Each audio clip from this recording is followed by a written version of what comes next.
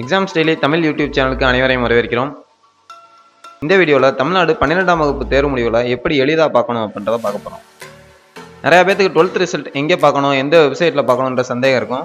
இங்கே எங்கேயும் தேடி அலைய வேணாம், நம்ம எக்ஸாம்ஸ் டெய்லி வெப்சைட்லேயே 12th ரிசல்ட் பார்க்கலாம். தமிழ்நாட்டில் 12ஆம் வகுப்பு தேர்வுகள் மார்ச் 1, 2019 மார்ச் 19, 2019 வரை நடந்து முடிஞ்சிருக்கு. எல்லாம் நல்லபடியாக எழுதிருப்பீங்க நம்புகிறோம். அடுத்த கட்டமாக பார்த்தீங்க அப்படின்னா 12ஆம் வகுப்புக்கான தேர்வு முடிவுகள் எப்போ வரும் அப்படின்னு எல்லாம் ஆவலோட காத்துட்டு இருப்பீங்க.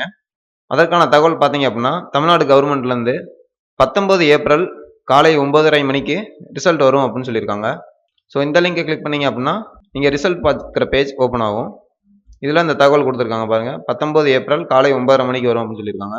ஸோ ரிசல்ட் ஓப்பன் ஆனோடனே பார்த்தீங்க அப்படின்னா இப்படி தான் கேட்கும். உங்கள் ரெஜிஸ்ட்ரேஷன் நம்பரையும் உங்கள் டேட் ஆஃப் பர்த்தையும் கொடுத்துட்டு கெட் மார்க்ஸ் கொடுத்தீங்க அப்படின்னா இந்த பேஜ் ஓப்பன் ஆகும். உங்களுடைய ரிசல்ட், உங்கள் நேம், எந்தெந்த சப்ஜெக்டில் எவ்வளோ மார்க் வாங்கியிருக்கீங்க, டோட்டல் மார்க்ஸ் இப்படி வந்துடும். அதில் நீங்கள் ஈஸியாக டவுன்லோட் பண்ணிக்கலாம். ஸோ நம்ம எக்ஸாம்ஸ் டெய்லி வாட்ஸ்அப் மற்றும் டெலகிராம் குரூப்பில் ஜாயின் பண்ணணும்னு நினச்சிங்க அப்படின்னா இந்த லிங்கை கிளிக் பண்ணுங்கள். இந்த குரூப்பில் மத்திய மாநில அரசு தேர்வுக்கான தேர்வு அறிவிக்கைகள், தேர்வு முடிவுகள் மற்றும் அனைத்து தகவலும் உங்களுக்கு கிடைக்கும். நீங்கள் பார்த்த இந்த வீடியோக்கு கீழே இருக்க டிஸ்கிரிப்ஷன் பாக்ஸில் நம்ம எக்ஸாம்ஸ் டெய்லி வெப்சைட்கான லிங்க் இருக்கும்.